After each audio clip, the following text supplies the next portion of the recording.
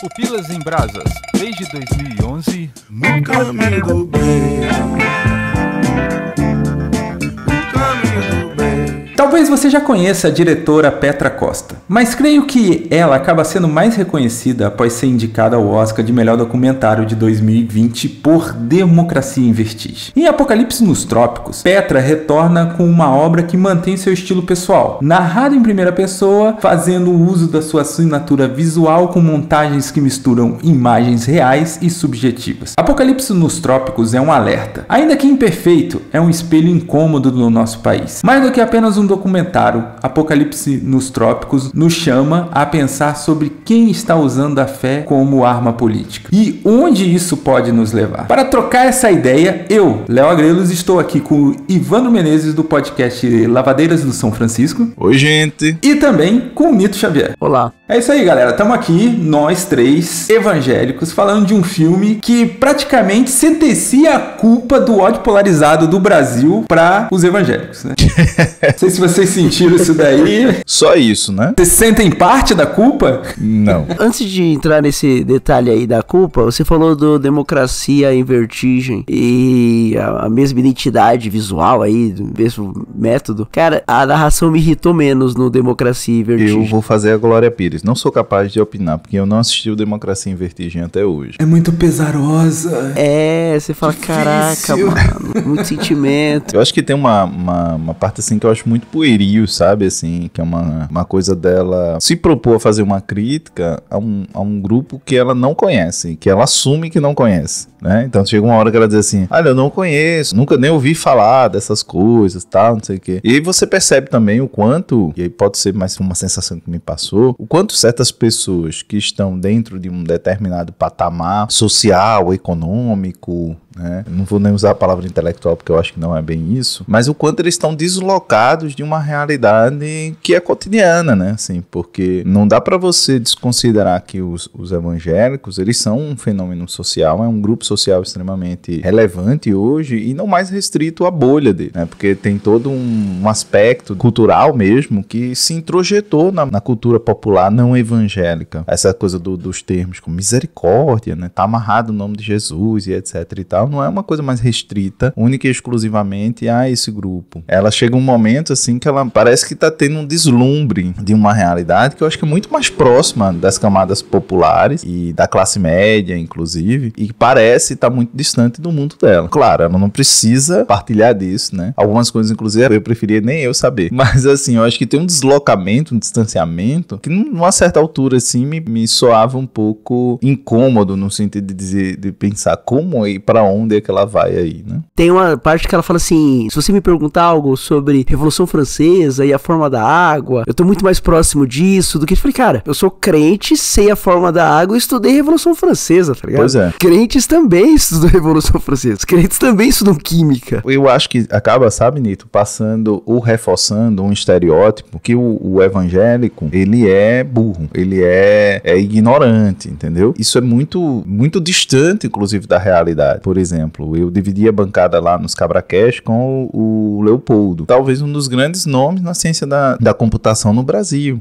Então é um cara evangélico, tá dentro da universidade nordestina, talvez de melhor qualidade em termos de tecnologia, que é a Universidade Federal de Pernambuco. Ele coordena, inclusive, o doutorado e a pós-graduação, né, estrito sensu. Tem pós-doutorado, já passou períodos em universidades e participa de congressos, de uma série de coisas. Estou dando um exemplo do Leopoldo que me ocorreu aqui. Mas eu também poderia citar muitas outras pessoas que estão dentro do mundo acadêmico, por exemplo, dentro dessa camada intelectual, e muita gente que, mesmo fora dessa camada, que são bons profissionais, que são excelentes professores, que são excelentes médicos e etc e tal, e que não tem ou que não esboçam essa ideia dessa ignorância, né, que parece que fica ali atrelada a uma questão de que o fato de você crer lhe torna necessariamente burro. Mas eu também nunca vi ateu se tornar inteligente porque deixou ou porque não acredita em Deus, entendeu? A ignorância tem pra todo lado. É um fenômeno que é muito democrático. Ele é um fenômeno que alcança todo mundo. O fato de alguém ser ateu não significa dizer que essa pessoa é adepta da ciência ou do conhecimento. O fato de alguém ser evangélico também não significa dizer que ele é inimigo do conhecimento e da ciência. Eu acho que é bom pontuar isso porque ela faz e ela reforça, acaba reforçando uma espécie de caricatura que existe do evangélico, ou do povo evangélico como um todo. E não é que no Brasil a gente não tem pessoas que estudem esse fenômeno. Você tem inúmeras pessoas de dentro e de fora do universo da camada evangélica que estudam religião. Tem a Carlinhos Machado, por exemplo. Você tem o Paul Freston. Você tem a Patrícia Birmingham, que eu acho que faleceu agora recentemente. Você tem o ICER, que é um instituto voltado para estudos da religião. Ou seja, tem muita gente pensando isso. Por que eu tô frisando isso, né? Quem estiver me ouvindo, não é questão que eu tô querendo ser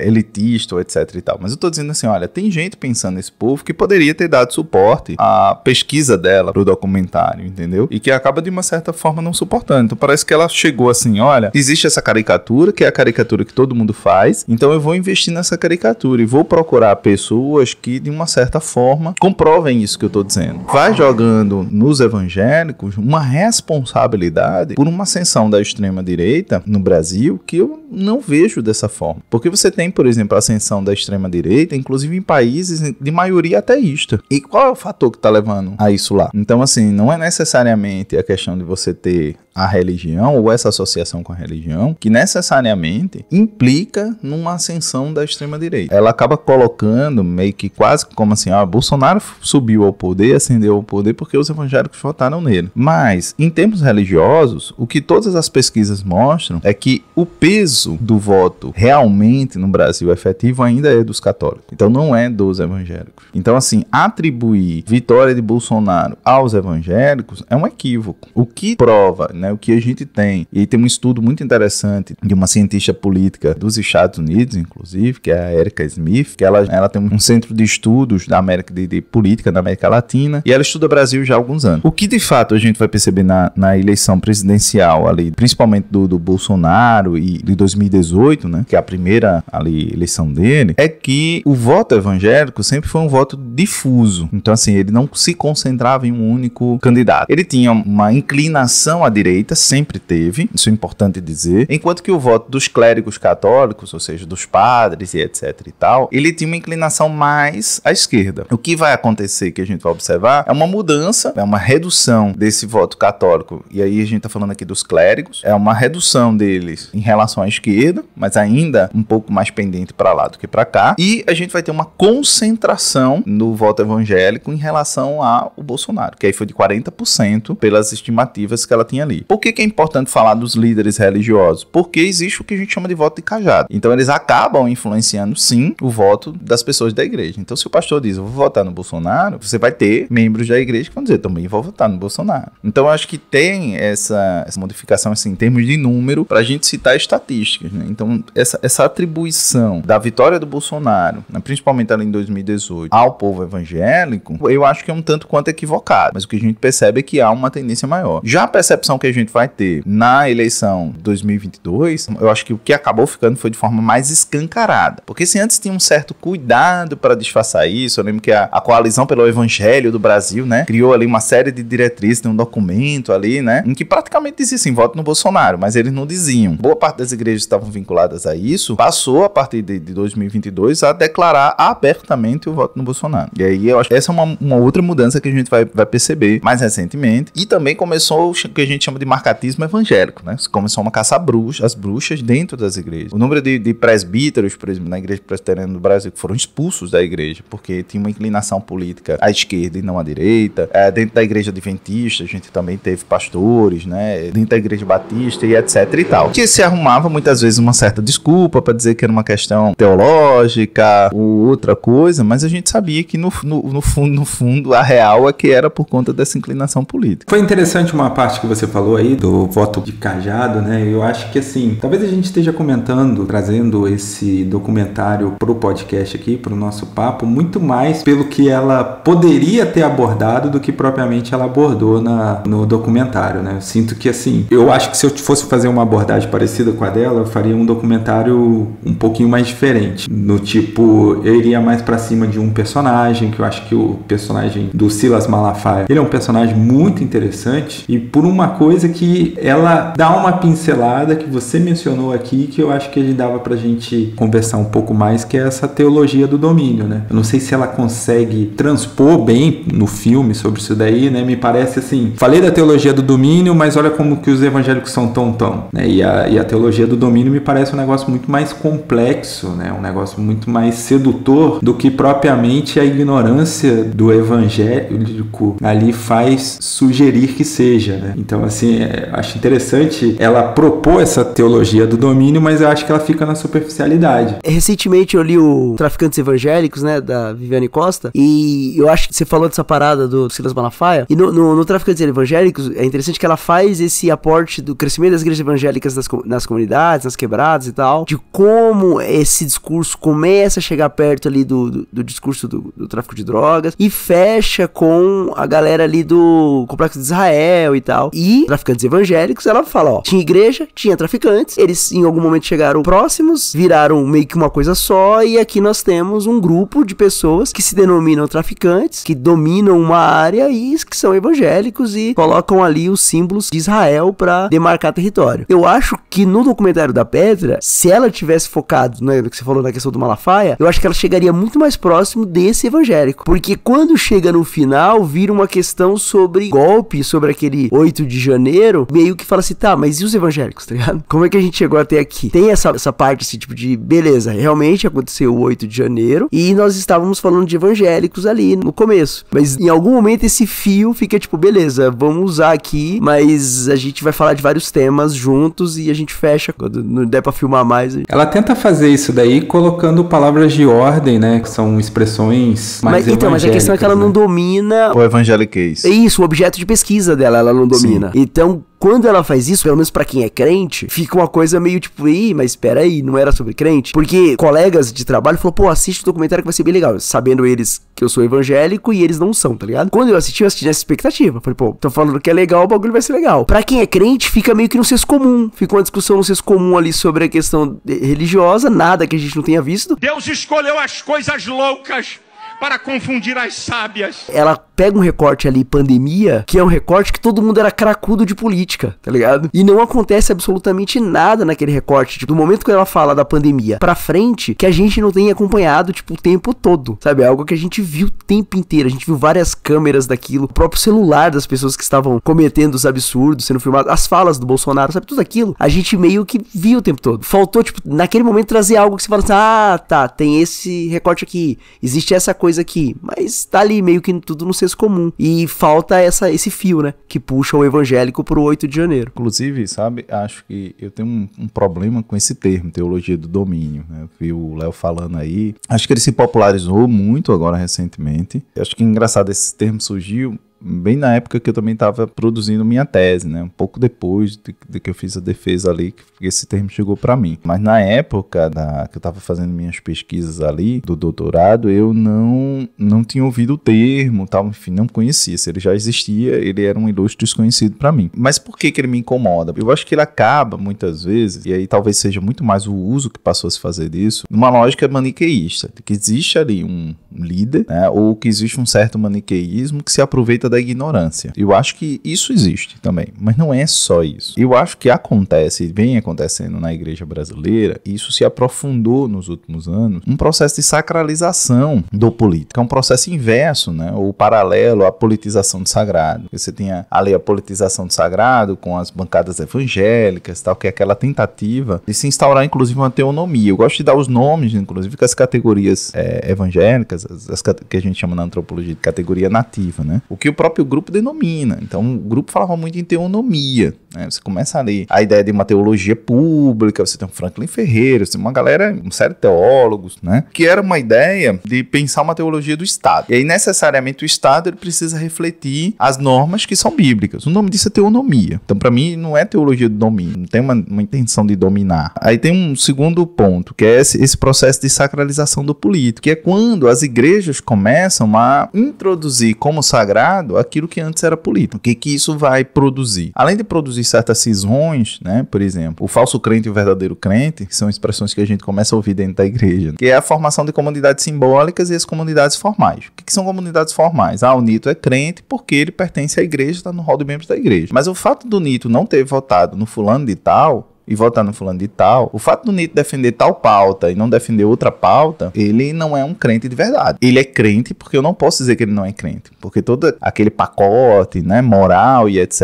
e tal, o Nito segue. Casado, ele não trai a mulher, ele não sei o que, ele vem pro culto, ele dá o dízimo e etc e tal. Então não posso dizer que o Nito, porque o Nito é irrepreensível moralmente. Mas então qual é o problema dele? Por que a gente não chega junto dele? Porque ele vota no Lula, ele não vota no Bolsonaro, por exemplo.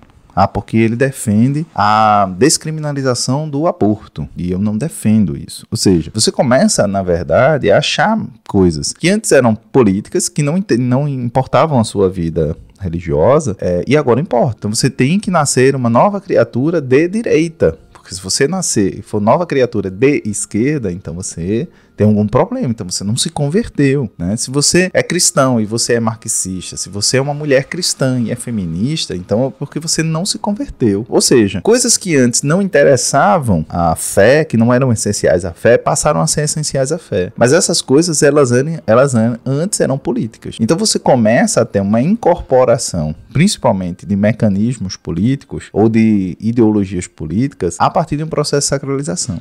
Alguém que está me ouvindo pode até dizer, mas isso também acontece do lado progressista. Sim, talvez possa acontecer. Eu não estudei o lado progressista. Eu estudei essa associação principalmente vinculada aos grupos chamados ou ditos conservadores. Existe isso. Eu acredito que do lado progressista existe uma incorporação também, e tem um viés ideológico, certamente, senão não seria progressista. Porém, a grande pergunta que você precisa fazer é se desse lado progressista eu estou transformando isso em algo sagrado, em algo que é essencial, por exemplo, a existência da fé. Por quê? Porque a fé cristã, ela articula muitos arquétipos. O próprio Jesus e o próprio diabo é um arquétipo, né? São dois arquétipos. Em que sentido? No sentido retórico. Me entendam aqui. No sentido retórico. Um precisa do outro para se completar o seu próprio sentido, o seu significado. E ao longo da história, principalmente o mal, que a gente chama na sociologia de uma categoria residual, na maioria das vezes, o que é o mal? O mal é preenchido sempre. Por quê? O bem é sempre aquilo que se opõe ao mal. Então o mal é quase que como uma espécie de bússola, uma espécie de norte. Então quando eu sei onde o diabo está, eu sei por onde eu não devo me guiar. Então se o comunismo é do diabo, se Lula é do diabo, se não sei quem é do diabo, então esse processo de articulação é um processo de articulação que vai acontecer. Quando o Bolsonaro ganha, aquele cara lá do Rio Grande do Sul que é luterano, esqueci agora o nome dele,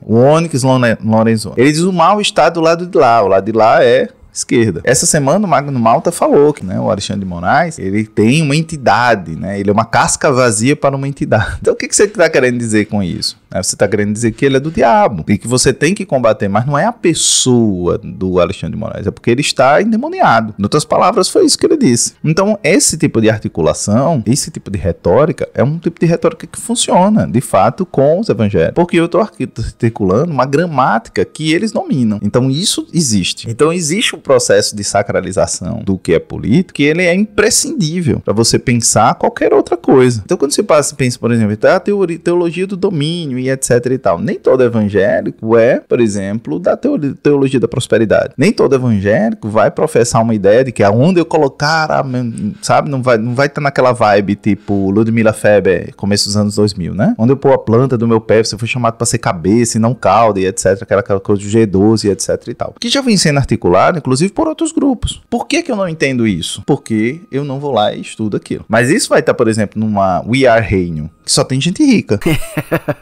Entendeu? Mas por que, por exemplo, no documentário só aparece os crentes pobres, favelados? Faz sentido. Então também tem uma questão elitista no documentário que me incomoda muito. Como quem diz assim, olha, quem apoia o Bolsonaro é pobre. E não é bem isso. Pelo contrário, eu ouso dizer que se a gente for olhar os 30% de evangélicos que não votaram em Bolsonaro, e que diga de passagem, a maioria desses 30% estão no Nordeste, são pessoas que são pobres. São pessoas que talvez frequentem aquelas igrejas, que são aquelas igrejas que foram estudadas ali pelo Juliano Spears, pai, não lembro agora, que é aquela igrejinha de garagem, que o cara abre ali uma igrejinha na garagem. Então, a gente precisa entender isso. Tem um processo de maniqueísmo que é produzido principalmente pela articulação midiática? Tem. Mas também tem um processo da gente pensar que as igrejas também foram se redesenhando. Muitas igrejas hoje funcionam como empresa, a ponto que, por exemplo, a Lagoinha, o próximo passo da Lagoinha é montar um banco. Você tem certas estratégias de poder que são estratégias de mercado. Isso é importante a gente falar. É uma linguagem de mercado. Não à toa, você vai ter uma convergência. E a gente também precisa pensar o bolsonarismo como um fenômeno muito mais complexo do que ele é. Porque, assim, o bolsonarismo, na minha leitura, ele é um processo de convergência de grupos muito distintos. Então você vai ter o pessoal do exército, você vai ter as viúvas da ditadura militar, você vai ter o pessoal estatizante, você vai ter os Faria Limers, você vai ter os evangélicos ou ditos conservadores, que também tem aí os católicos, que são super radicais também nesse processo. Você vai ter os machos ressentidos, né? Não à toa a gente fala tanto de crise de masculinidade, o que parece que também para o mundo é uma novidade.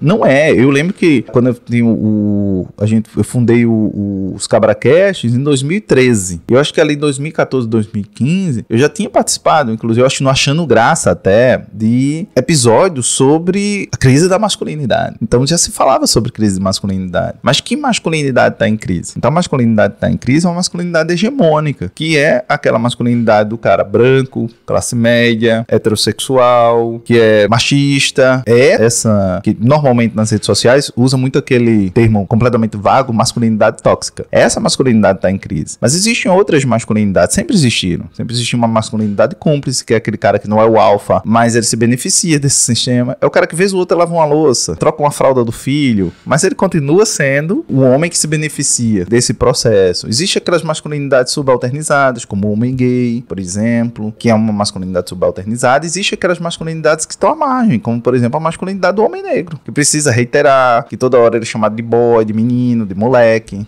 né? Que toda ofensa que é dada a ele é exatamente na sua masculinidade. Então nunca teve só uma masculinidade. Agora, este modelo de masculinidade, ele passa a entrar em crise, porque ele passa a entrar em rota de colisão com uma série de novos direitos que vão surgindo. Então, assim, não é mais concebível bater na mulher. Mas se você vai olhar...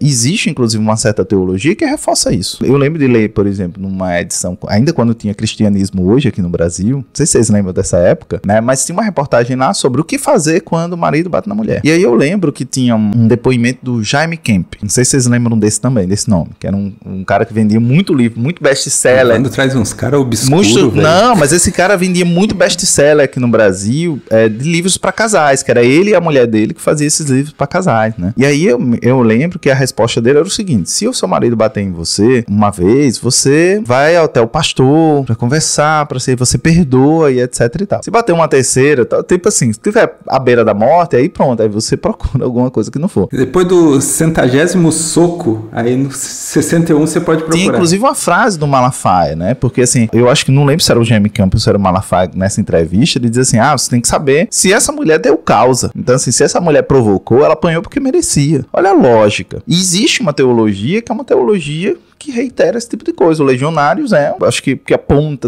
a nova versão disso. Mas é exatamente por isso porque a gente vai falar em crise de masculinidade, né? Então a gente vai falar em crise de masculinidade porque esse modelo de masculinidade, que era o hegemônico, o dominante, ele era reiterado por esses grupos. Esse sujeito se torna ressentido, porque agora ele não pode cantar uma mulher na rua, porque ele não pode mais bater, porque ele não pode mais pegar no braço dela numa festa. E aí quem chega dizendo, usava apartamento funcional pra comer mulher? Bolsonaro. Quem é que chega, por exemplo, dizendo que a ditadura matou pouco, que deveria ter matado mais? Bolsonaro. Quem é que chega dizendo que o aborto é coisa de não sei o que essas mulheres do sovaco cabeludo que é tudo feio, não sei o que, não sei o que, não sei o que? Bolsonaro. E se a gente começa a observar dentro da igreja, você começa a ter exatamente a reiteração de que a masculinidade está em crise. Aí você começa a falar, não, mas tinha que matar, tem que atirar na cabecinha. Se o bandido entra na minha casa, Augusto Nicodemos lá, numa conversa com jovens, né? Um sábado de noite na igreja. Se o cara entra na minha casa, eu tenho um revólver, eu atiro no meio da testa. Eu não atiro na perna. Eu atiro pra matar. Então você começa a ter esses discursos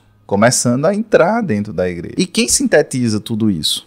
Bolsonaro. Que é o cara que é imbrochável, né? Exatamente. Deus escolheu as coisas fracas para confundir as fortes. Ou seja, ele todo momento ele tá reiterando um tipo de masculinidade, que é a masculinidade da violência. Porque assim, existe uma distinção da forma como os gêneros eles vão se compondo culturalmente.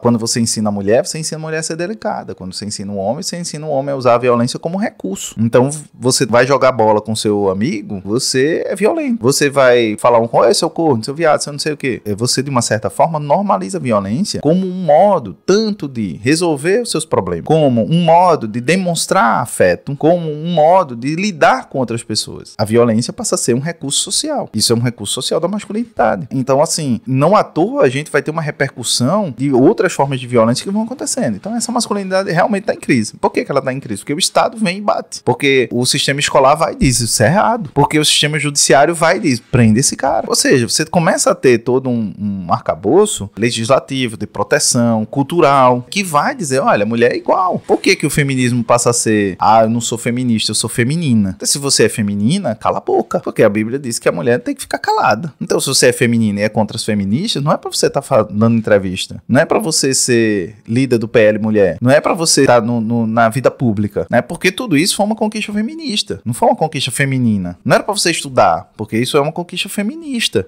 Não é uma conquista feminina. Não era pra você votar, nem pra você ser um sujeito de direito, porque isso é uma conquista feminista. Não é uma conquista feminina. Não era nem pra você ser maior de idade. E se fosse maior de idade, tinha que ter um homem que tem que responder pela sua vida, como estava lá no Código de 1916. Porque essas são conquistas que são conquistas do feminismo. Não são conquistas que sejam conquistas femininas. Só que as pessoas têm um analfabetismo político gigantesco. E isso vai, diga-se de passagem, do pastor da igreja ao sujeito que está no banco. Então, nem todo pastor que está à frente de uma igreja, ele tem uma consciência ou é manipulador por si só. Mas muitas vezes ele também está dentro de um jogo em que alguns líderes manipulam, em que você vai reiterando uma série de processos que você vai naturalizando. Eu lembro de, por exemplo, durante as minhas pesquisas, de um pastor dizer assim, eu acho que eu já até contei isso aqui, Deus é totalitário. E aí o irmãozinho disse, mas pastor, o senhor está comparando Deus a Hitler? Sim, porque Deus lá no Antigo Testamento, quando mandou Saul, acho que pelejou com os amalequitas, foi lá e Deus disse, mata todo mundo, criança, animal, tudo. Deus estava mandando exterminar aquele povo. Ou seja, você pega um contexto de um povo agrícola,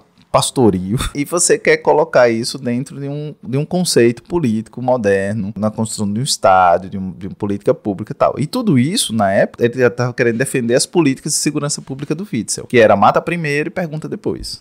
Então, assim, você começa a perceber como existe uma articulação que às vezes é ingênua desse sujeito e outros não. Então, você tem esse processo, que eu acho que é um processo que nem sempre é maniqueísta nesse sentido. E eu acho que acaba o filme, o documentário, acaba de uma certa forma enfatizando algumas coisas, muito nesse sentido maniqueísta, no sentido de que esse evangélico que tá lá na ponta, ele é um bobo. E não é bem assim. Nem todo mundo que tá ali é um bobo. Agora, eu preciso pensar que igreja é essa. Porque aquela igreja de garagem, de porta de garagem, ela não é igual a We Are Reino, ela não é igual a Lagoinha de Orlando, ela não é igual a uma série de outros lugares, em que a gente vai ter um público que tem dinheiro, um público que é influencer, um público que tem acesso à escolaridade. Agora sim, ter acesso à escolaridade não é o mesmo que ser inteligente ou ser intelectual. Prova disso é os inúmeros exemplos que a gente tem visto e que tem ocorrido. Mas a gente também percebe que existe uma carência nas pessoas, e aí elas também participam muito disso. A We Are Reino não faz sucesso porque o cara prega. A We Are Reino faz sucesso porque tem uma linguagem de coach que vai pregar exatamente aquilo que você quer ouvir, que vai normalmente reiterar os pontos que você tá, que vai te dar inclusive um senso, um sentido de pertencimento. E isso é a coisa mais importante quando a gente pensa a proliferação de igrejas evangélicas. Por que as igrejas evangélicas florescem tanto, principalmente em bairros pobres? Porque vai ser a única instituição que talvez vai ter ali que vai te dar, por exemplo, primeiro, um sentido de pertença. Segundo, que vai resolver o teu problema de imediato. Então, se eu tô com fome, alguém vai lá, consegue uma cesta básica, alguma coisa. É algo que vai prestar a você um certo socorro.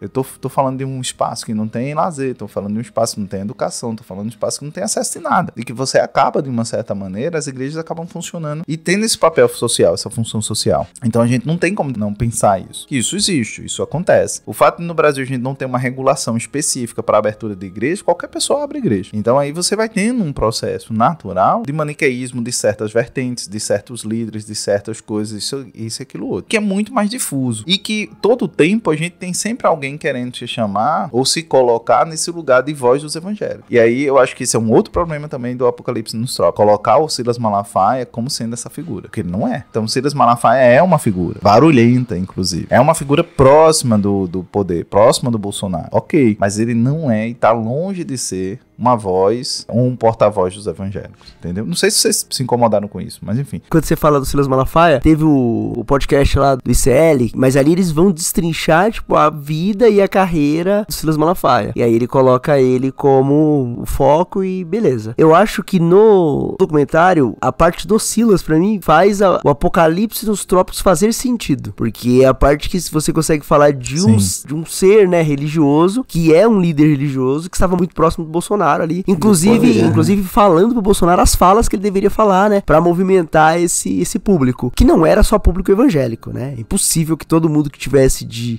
verde e amarelo naquelas manifestações, todos eles fossem evangélicos, não acredito nisso também, mas o problema é que a propaganda, o trailer, sei lá, a ideia do documentário, dava uma ideia muito mais ampla do que o próprio documentário se propõe a fazer em determinado momento. Quando ele tenta expandir isso, pra mim ele fica subjetivo demais, e aí eu já não sei mais se era sobre evangélicos no final. Praticamente ele só entrevista uma evangélica, né? Praticamente, que é aquela senhorinha que ela pergunta assim, ela diz, eu queria o Lula. Mas então, porque minha filha vai votar no Lula, mas eu não vou votar. Mas por que você não vai votar no Lula? Porque o Lula é da Umbanda. Ela pergunta, mas o Lula não é católico? Não, ele é da Umbanda. O pastor me disse que ele era da Umbanda. Então, eu acho que ela pega um exemplo, que é exatamente o exemplo que vai reforçar o estereótipo. Isso me incomoda. Então, uma mulher pobre, uma mulher muito provavelmente pouco letrada, né? Uma mulher simples, então ela vai ali, você vê pela casa que ela tá, você vê pela própria postura dela mesmo, pela própria maneira dela falar, e como se, olha, ela é manipulada pelo seu pastor. Sabe uma coisa que ficou parecendo, Nito, pra mim, fazendo um paralelo, e Léo, aquele paralelo que, por exemplo, os bolsonaristas fazem com a questão da doutrinação nas escolas. Então ficou parecendo pra mim isso, que a pessoa que senta no banco da igreja, ela é uma casca vazia, e aí o que o pastor diz, ela vai lá e acredita. E a gente que tá dentro desse meio sabe que não é bem assim. Que existe isso, existe. Mas existe também aquele sujeito que tá ali e ele tá resistindo, né? Porque ele tem uma bagagem. Por exemplo, ela desconsidera que existe uma mobilidade muito grande no meio evangélico. E existe também as intercessões. Então, às vezes, o sujeito tá ali, ele é evangélico, ele é, mas sei lá, ele é formado em história. Então, ele teve uma formação. A família dele é uma família de operários, que tá muito vinculada ao movimento sindical. Ou então, teve uma outra coisa. Enfim, esses são sujeitos que também agregam outras lutas. É um sujeito periférico, que faz parte de certos movimentos, ou seja, ele tem uma série de outras vivências, de outras bagagens, de outros repertórios que fazem esse sujeito resistir. E assim, há momentos e há momentos. Muito provavelmente quando ele se converte, ele entra num momento de 80. Não é nem 8, é só 80. Mas depois ele começa a ter um processo de depuração disso. E ele começa a ter outras experiências, ele começa a ter outras decepções com esse meio religioso. Então é como se essas decepções elas não existissem. Claro, existe um maniqueísmo, existe uma exploração da miséria, existe uma série de outras coisas, existe. Não tô tapando o sol com a peneira. Porém, ela acaba querendo associar de que a força que o bolsonarismo encontra entre os evangélicos é exatamente culpa dos pobres. Pra mim fica essa sensação de que é o evangélico pobre, que ele é explorado, e aí eu acho que ela tenta fazer exatamente um contraste que acaba não funcionando, que é o contraste entre a casa do Malafaia e entre a casa do fiel, da fiel lá, né? Porque ela chega lá na casa do Malafaia, ela entra no carro do Malafaia, mostra que o carro do Malafaia é um carro de luxo, ele fala, meus seguranças estão aí atrás, né, não sei o que tem aquela cena lá do trânsito, o cara me fechou, meus seguranças pararam, foram lá tirar satisfação, não sei. Quer mostrar uma vida de ostentação e de luxo que ele tem, que de fato ele tem, mas em contraste com esse fiel, que é como se fosse a outra ponta que está sendo explorada. Mas eu acho que tem outros líderes, como o próprio Edir Macedo, que talvez politicamente seja muito mais relevante, que não aparece, por exemplo. Então se o Bolsonaro está muito próximo do Silas, e o Silas tinha uma influência muito grande sobre o Bolsonaro, isso é sem dúvida. Mas, por exemplo, onde é que está o Edir Macedo? Que além de ser um líder religioso, a igreja dele é dona de um partido político, que é o Republicanos. Ou seja, é um partido muito forte dessa ala bolsonarista. E que é dono de um conglomerado de mídia que apoia o Bolsonaro em gênero, número e grau. Cadê o Silvio Santos, que não aparece, por exemplo? Também. Né? A filha do Silvio Santos é evangélica. É aquilo que a gente ouve, né? Quem é rico realmente não tá na lista dos 10 ricos, mais 10 ricos do mundo da Forbes, né? Da revista Forbes. O cara que é rico de verdade, ele nem aparece ali na Forbes, né? Então o cara que tá mandando ali, ele nem é o Silas Malafaia. Tem outros caras muito maiores. Eu acho que tem outras forças, sabe, Léo? Aí eu acho que talvez pelo próprio nome, né, ela queira dar talvez uma associação religiosa, mística no que aconteceu e tal. Eu acho que é um bom documentário, mas eu acho que ele, vou repetir a palavra que eu usei, eu acho que ele é muito pueril na abordagem que ele faz sobre os evangélicos. E acho que ele também é muito triste ou infeliz em querer fazer essa associação direta com os evangélicos. Eu acho que talvez se ela tivesse colocado que os evangélicos foram uma força política crescente, que de fato ela é relevante na sociedade, né? Que tem um outro impacto hoje. Eu acho que é bacana. E acho que também, só pra gente, não sei se cabe aqui, mas se a gente for observar, o próprio bolsonarismo acho que fez uma outra coisa. Eu lembro de alguns anos atrás, o Ricardo Gondim, que era um líder evangélico, assim, conhecido, né? Depois passou a ser atacado de herege, ali porque ele começou a professar coisa do teísmo aberto, por uma série de fatores, mas o Gondim, ele chega uma hora que ele diz assim, eu não sou mais evangélico, eu sou cristão, mas não sou evangélico. Então todo mundo que tava do lado progressista, do espectro, começou meio que ter vergonha de ser associado com a palavra evangélico. Tem uma coisa que eu acho que essa ascensão da extrema-direita, do bolsonarismo acabou fazendo, foi trazer essas pessoas de volta para esse jargão, dizer, eu sou evangélico. Então retomar essa identidade. Porque eu acho que assim, o bolsonarismo provoca e produz um roubo de identidade. Você passa a ter vergonha de ser brasileiro. Por quê? Porque ele produz um povo e um antipovo. Tem um livrinho que saiu recente sobre a ideia de populismo, que ele faz um comparativo assim, entre o Lula e o Bolsonaro, né? E aí uma das coisas que os autores acabam concluindo que quando o Lula fala povo, ele diz uma coisa, quando o Bolsonaro fala povo, ele diz outra. Por quê? Porque para Bolsonaro, quem é o povo? É quem me apoia. Existe um povo, existe um antipovo, um não povo. Quando o Lula fala povo, ele inclui. Então Lula não só fala povo, os meus, mas fala os que são contra também. Então são todos povo. Enquanto que pro Bolsonaro só é povo aqueles que estão pactuando com aquele tipo de ideia. Agora a coisa vai ser mais profunda. Deus escolheu as coisas vis, de pouco valor. Uma coisa que é interessante a gente pensar, que é essa questão de que nem sempre a gente está incluindo, né, esse pessoal. Então eu acho que esse processo fez com que esses sujeitos que eram progressistas, eles voltam a ser e se considerar evangélicos, inclusive a partir dos frutos de uma certa perseguição. Eu acho que isso é importante. Antes a gente tinha vergonha de dizer que era brasileiro, então de uma certa forma a gente retoma isso, dizendo, não, eu tenho que retomar isso. Eu tenho que tomar posse novamente da bandeira, que é a bandeira do meu país, não é a bandeira dos bolsonaristas. A gente tava com vergonha de dizer que era patriota. Exatamente. Né? Você começa a retomar de uma certa forma os símbolos e ressignificar dizendo isso também é meu. Eu não posso deixar isso a mercê. Eu acho que a gente faz isso como evangélico. A gente começa a perder a vergonha de se dizer, olha, eu sou evangélico. Ah, mas você é evangélico? Você começa a mostrar que não é, que é outra coisa. E eu acho que outras vozes começam a surgir. Porque eu sempre me perguntava isso. Onde é que estão essas vozes, né? Onde é que está um Ed Renekiewicz? Então acho que ele começa a aparecer mais. Você em algum momento ficou com vergonha de ser chamado de evangélico, assim, por... Eu acho que eu tenho até hoje.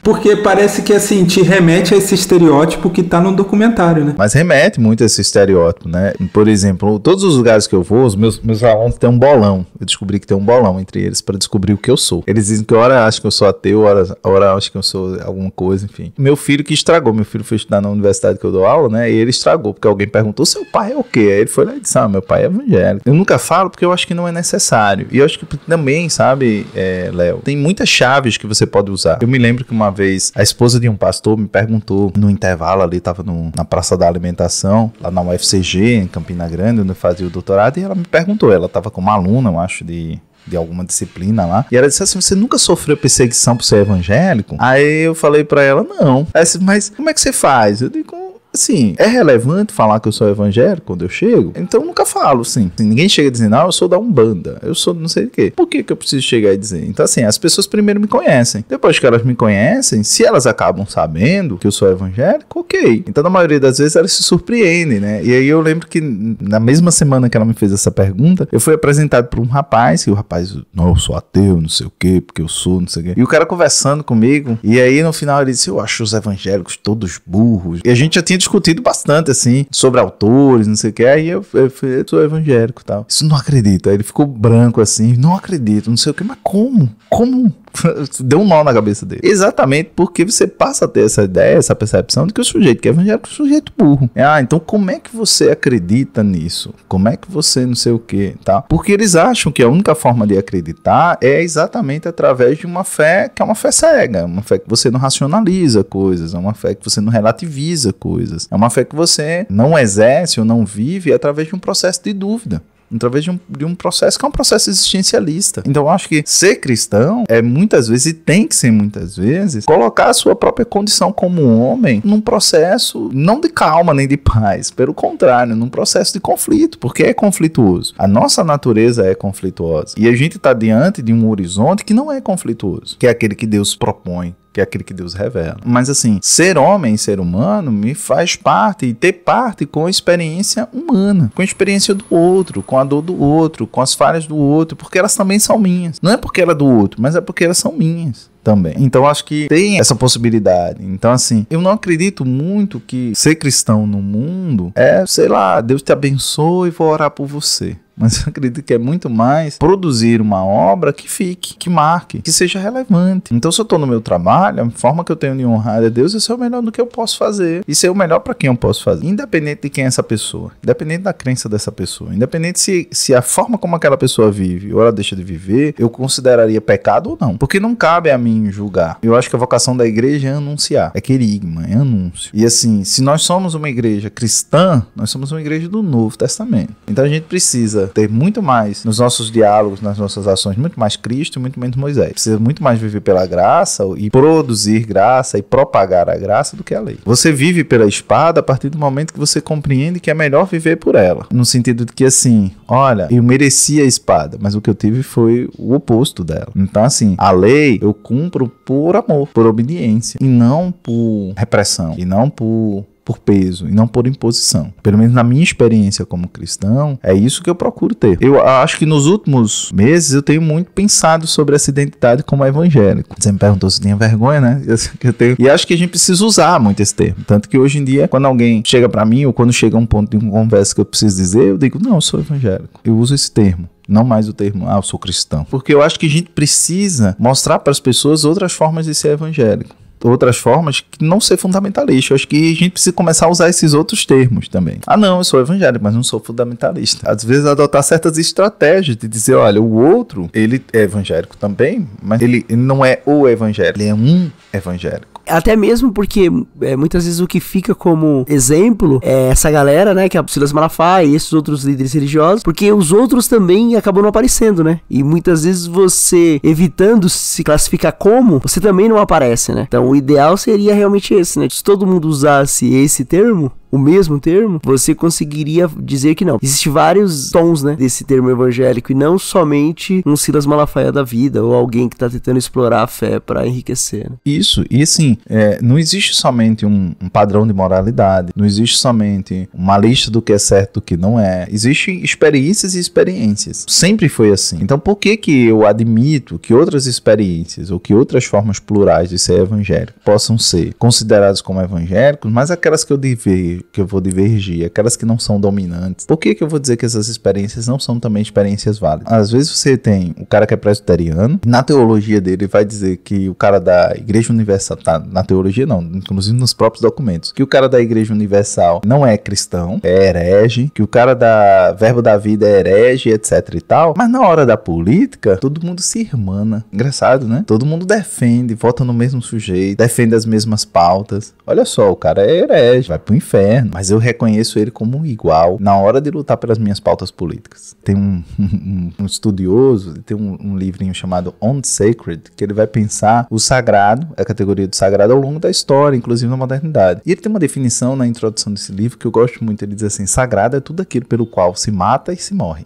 Então, o que é sagrado na experiência religiosa desse sujeito? É a Bíblia? Ou o que é sagrado é as defesas das suas ideologias políticas? Porque se eu estou me irmanando com o sujeito que eu digo que vai para o inferno, que é meu inimigo, para defender as minhas ideologias políticas a ferro e fogo, se eu estou expulsando da minha igreja todos os membros que não acreditam naquilo, então temos algum problema. O sagrado se deslocou para outro lugar, né? Ou como diria o Marcos Almeida. Acendeu e abriu, se espatifou em maio. Né? Ou seja, ele se deslocou, ele deixou de ser aquilo que era para ser o eterno e passou a ser aquilo que são as minhas ideologias políticas. Tem uma frase do Agamben que eu gosto muito num livrinho dele, um livrinho mesmo, bem pequenininho, um livrinho de bolsa, um ensaio, que ele diz assim, que na Bíblia só existe uma única instituição que é eterna, que é o inferno, porque todas as outras coisas vão passar, a igreja vai passar, o mundo vai passar. Então ele diz, a única coisa que a Bíblia diz que é eterno na experiência cristã é o inferno, é o lugar da danação, o inferno, né? Aquele para onde vai os condenados. Então isso vai prevalecer. E aí ele vai e chega à seguinte conclusão: todas as vezes que a igreja pretende ser eterna, é exatamente o que ela vira, o inferno.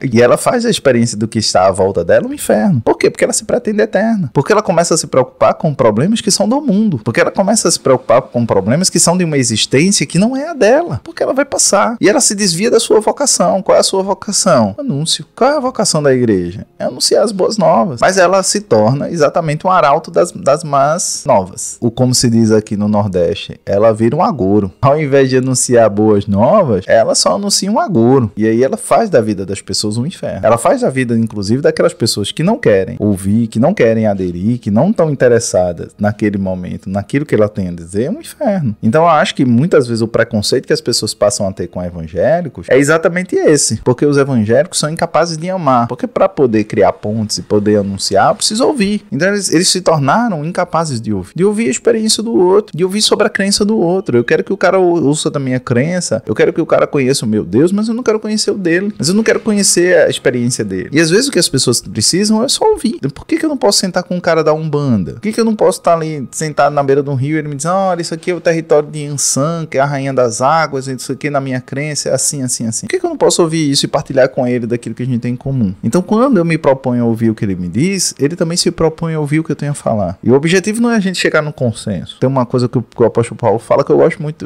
de lembrar. Um semeia, outros regam e um terceiro colhe. Então eu não sei o que eu tô fazendo, se eu tô semeando, se eu tô regando, se eu tô colhendo. Mas enfim, eu tenho que fazer alguma coisa. Então assim, o processo não é comigo. Não sou eu que determino a coisa em si. Agora, isso não vai acontecer se eu não me dispor ou se eu não me abrir. O problema é que a gente não quer se abrir, mas a gente quer que o outro se abra. Isso não acontece. Porque aí vira violência, vira agressão, vira uma violação do direito do outro. Porque ele não me deu espaço para aquilo. Então muitas vezes é isso que acontece. Eu tenho essa experiência, inclusive, como professor. Muitas vezes eu estou indo na universidade, eu tenho um aluno que é evangélico, e quando a gente toca e vai trabalhar temas que ele não concorda, ou que ele discorda, por exemplo, ele é incapaz de ouvir. Ou ele toma a universidade como um espaço de agressão, porque ele foi ensinado isso. Ele foi ensinado que o professor é inimigo dele. Ele foi ensinado que a escola, que a universidade é inimiga dela. Por quê? Porque vai querer te ensinar uma coisa que eu não estou te ensinando. Existe uma postura que é ensinada, que é a postura assim, o mundo precisa me ouvir, mas eu não tenho que ouvir ninguém. Num certo sentido, eu acho que é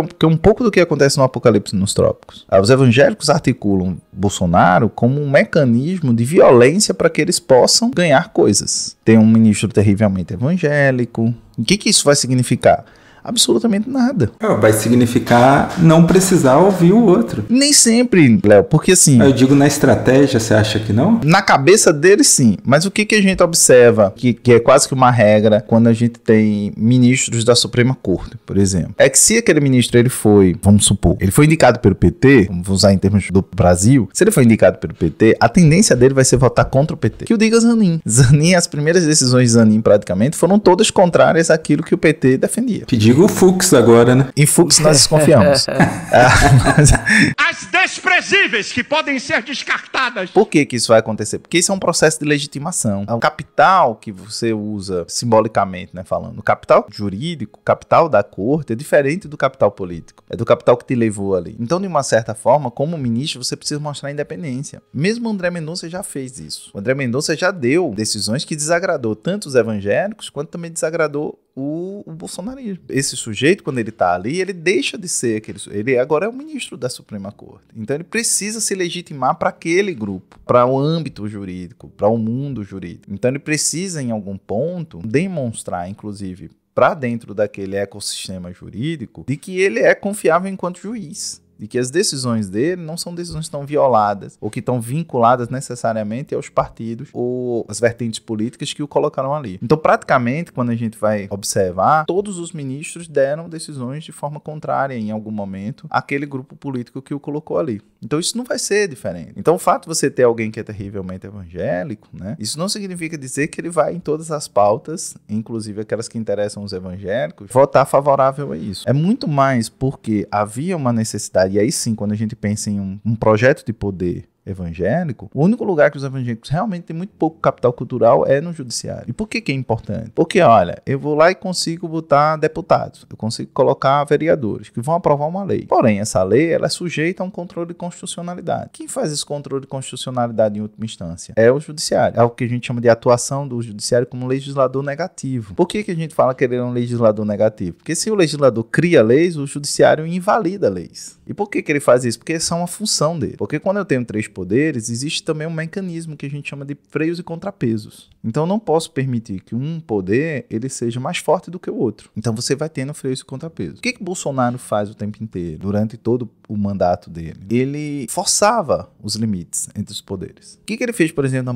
na pandemia? Ele não fez. Então quem fez? Quem agiu? Legislativo e o judiciário. Por quê? O que ele deveria ter feito, ele não fez. Então você começa a, entre aspas, criar uma lógica de crise institucional. O que é muito comum em partidos de extrema-direita. As extremas-direitas, elas tentam rearticular os seus poderes judiciários para que eles não encontrem oposições. Isso foi feito, por exemplo, pelo Erdogan, que aí vai nomear mais ministros, ele faz uma reforma para aumentar o número de ministros, para ele ter a maioria. Isso foi feito pelo Trump, que tem a maioria na Suprema Corte. Por que o Trump tá nadando de braçada? Por quê? Ele sabe que não vai ter oposição na Suprema Corte. Então, se a Suprema Corte americana ela tivesse um outro viés, ela estava derrubando as decisões dele tranquilamente. Mas por que, por exemplo, no início desse segundo mandato dele, o Elon Musk começou a atacar e ameaçar juízes nos Estados Unidos, de expor esses juízes, de perseguir os juízes? Porque os juízes de instâncias menores estavam começando a dar decisões contra Trump, porque sabia que a Suprema Corte não faria. Então, esse mecanismo e essa dinâmica, ela existe. Por quê? Porque o governo não é exercido pelo presidente, mas o governo é, na verdade, exercido pelos 3 poderes. Uma parcela de cada um e uma função de competência de cada um, num equilíbrio, que é um equilíbrio que nem sempre é muito nítido. Então, óbvio que o judiciário também pode ultrapassar os seus limites, o legislativo ou o executivo. É por isso que você tem, e institucionalmente, você vai ter um desenho e um mecanismo para um conter o outro em alguns momentos. Então, esse equilíbrio é um equilíbrio delicado. Por isso que você começa a ter, e ele vai atacando o Supremo Tribunal Federal principalmente, e pessoalizando esse ataque. Na figura do Barroso, mas a figura central disso é o Alexandre de Moraes. Por isso que o Supremo Tribunal Federal praticamente é o objeto da fúria no 8 de janeiro. Porque é exatamente onde eu não tenho capital. Acho que no documentário até o Silas Malafaia fala que tem 6 pilares, né, que os evangélicos eles têm que tomar, né? E um deles era político, né? Acho que ele fala isso 2 vezes no documentário. A teologia dos 7 montes. Isso, a teologia dos 7 montes. Pensei que era 6, mas são 7 então, né? E aí, um dos montes é justamente o monte político. Então, como você falou, se o cara consegue, ele tá ali no executivo, no legislativo, ele considera que parte grande, significativa é dele, então a gente precisa de alguém no judiciário também, que é o último poder. Por isso que eles vão sempre reiterar um discurso que a democracia é fazer com que as minorias se curvem. E não é isso. Se a gente vai entender o que é democracia, por exemplo, no sentido liberal, né, no sentido moderno, a democracia é um governo da pluralidade, da representatividade plural. Por isso que você vai ter que ter, e aí é muito importante a gente entender isso, em qualquer democracia no mundo, existem os poderes que a gente chama de poderes majoritários, são aqueles poderes que dependem do voto, como é o caso do executivo e do legislativo. Mas tem que ter um poder antimajoritário, que é o caso do executivo, do judiciário. Por isso que o judiciário, ele não é eleito, ele é legítimo, mas ele não é eleito. E por que isso vai acontecer? Porque eu não posso depender do voto. E por que eu não posso depender do voto? Porque eu preciso dar decisões que são contra a maioria. Porque você tem minorias que são grupos, eu não gosto nem desse termo minorias, eu prefiro o termo grupos vulnerabilizados. Por que eles não são grupos vulneráveis, mas são vulnerabilizados? Porque é uma série de condições fáticas e materiais que tornam esse sujeito vulnerável. Então o cara que mora na favela, ele não é vulnerável, ele não nasceu vulnerável, mas ele foi vulnerabilizado pela sua condição de moradia, moradia, pela sua condição econômica, ele está muito mais sujeito à violência, ele está muito mais sujeito a doenças que são tratáveis. Eu lembro que, por exemplo, no início dos anos 90, a gente teve um surto de cólera. Quem foi atingido? As pessoas mais pobres, que viviam em áreas que não tinham saneamento básico, por exemplo. Então é porque esse sujeito é sujo? Não, não é esse sujeito é sujo. O sujeito não tem onde morar, ele não tem condições de moradia, de saneamento. É a mesma coisa que eu dizer que o pessoal que tá passando fome em Gaza, né, que tá morrendo lá de fome em Gaza, é porque eles querem. Porque eles não pescam. Ninguém ensinou eles a pescar. Então eles estão sendo vulnerabilizados por uma situação que é externa a eles. As mulheres não sofrem feminicídios, elas não apanham dos seus companheiros, elas não morrem mais do que homens em razão da violência porque elas querem, ou porque elas são frágeis, mas é porque elas são vulnerabilizadas por uma estrutura que privilegia homens. Ou seja, você tem mecanismos de violência que vão vulnerabilizando certos grupos e que vai colocando esses sujeitos à margem do exercício pleno da sua cidadania e dos seus direitos. Se eu não tiver um mecanismo, se eu não tiver um poder que observe isso, obviamente vai acontecer o que o Malafaia quer. Esses sujeitos precisam ser esmagados pelas maiorias. Então eu preciso dizer, o cara que é LGBT tem que morrer, ou se não morrer tem que viver escondido, tem que voltar pro esgoto, né? Não pode sair do armário, tem que morrer no armário. Por quê? Porque eu não aceito a existência desse sujeito. Vamos fazer o quê então? Vamos eleger a maioria do povo que vai criar leis que vão proibir o casamento dessas pessoas, ou o acesso delas a direito, ou projetos de lei, como a gente teve aqui no Brasil, por exemplo, de que o SUS deveria privilegiar famílias que são famílias moralmente conservadoras, né? E aí, imagina, tu vai no sistema de saúde e o cara pergunta a você, você é o quê? Não, eu moro com a minha mulher. Mas você é casado? Não, então, mas você aqui do lado, não, eu sou casado, tô aqui com certidão de casamento. Então pronto, então você tem preferência, esse aqui não tem. Então, você já tem que ter projetos que pensavam isso. Se a gente não tiver um mecanismo que faça e que garanta o acesso de direitos a esses grupos vulnerabilizados, eles vão acabar sendo completamente destruídos nesse processo. Que é exatamente quem, nesse desenho institucional que a gente tem no Ocidente, inclusive, é o Poder Judiciário. Por isso que eu preciso criar um capital dentro do Poder Judiciário para poder entrar. Porque eu vou conseguir ter uma lei que vai dizer isso, mas aí o Judiciário vai lá e derruba. Eu vou ter uma lei que vai, por exemplo, querer proibir o reconhecimento do casamento igualitário, do casamento gay, por exemplo, vai lá o Judiciário e diz, não, se o cara que é hétero tem direito a casar, isso é uma parte daquilo que dignifica ele enquanto ser humano. Se a Constituição diz que esses sujeitos são iguais, eu não posso... não, mas daqui a pouco aí você vai criando os pânicos morais. Vão exigir que a igreja faça isso. Quando foi mesmo que o Judiciário exigiu que a igreja casasse héteros? Não. Então por que ela vai fazer agora isso com os casamentos gays? São argumentos que não fazem sentido, mas funcionam sobre o aspecto de pânico moral. Porque aí eu vou articulando todo um assombro e etc e tal, não sei o que. Eu só lembro de uma única decisão que o Judiciário obrigou um casamento, que foi em Goiás. Foi em Goiânia, a primeira igreja batista de Goiânia, se não me engano, foi a terceira igreja batista, não lembro agora, que era uma moça de 14 anos que engravida no namorado. O pastor se recusa a fazer o casamento e aí a justiça mandou que o casamento fosse celebrado. Se não, como o pastor mandou, inclusive, abrir a igreja, a polícia mesmo, para abrir a igreja para o casamento ser celebrado, né? Mesmo que fosse contrário à vontade do pastor, do conselho da igreja. E essa decisão foi duramente criticada.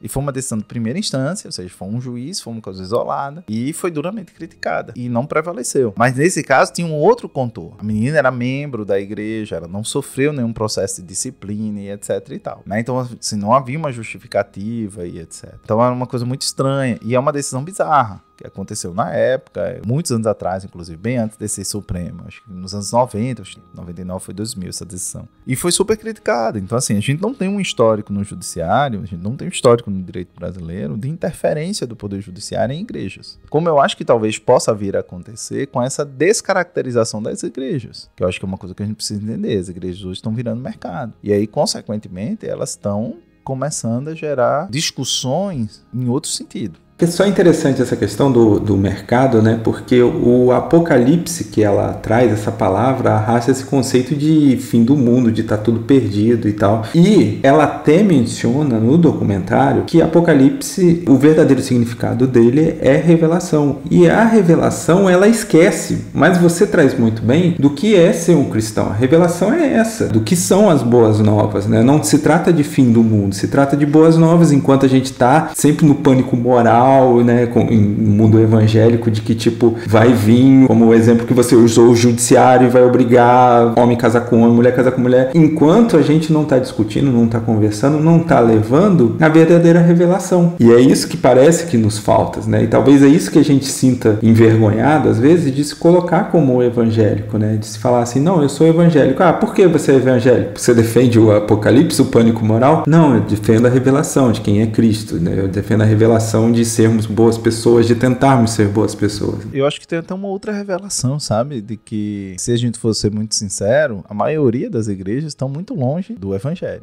Então elas se dizem evangélicas, mas elas estão muito longe do evangelho, porque elas passaram a investir em pautas que são morais. Eu não lembro qual foi a última vez que eu fui a uma igreja e eu ouvi uma pregação sobre o Novo Testamento. Eu ouvi alguma pregação em que, por exemplo, não se estivesse falando de alguma coisa moral. Que não estivesse, por exemplo, apontando falhas, defeitos. Que não estivesse invocando lei e pecado. Eu não lembro qual foi a última vez que eu ouvi alguma pregação que falasse sobre salvação, que constrangesse alguém com amor, com graça. Porque se tem duas coisas que eu acho que são extremamente constrangedoras na experiência cristã, é a graça e o amor de Deus. Então elas são muito mais constrangedoras do que qualquer outra coisa. Mas aí parece que o amor saiu de moda. E aí a gente só investe nesse aspecto moral. A gente passou a incorporar um discurso que predomina, que é um discurso beligerante. Que é o discurso, por exemplo, que a gente vê no bolsonarismo. Acho que talvez por isso que tenha tanta identificação. Porque o que sobra é exatamente isso. É atacar. Porque é uma linguagem que todo mundo entende.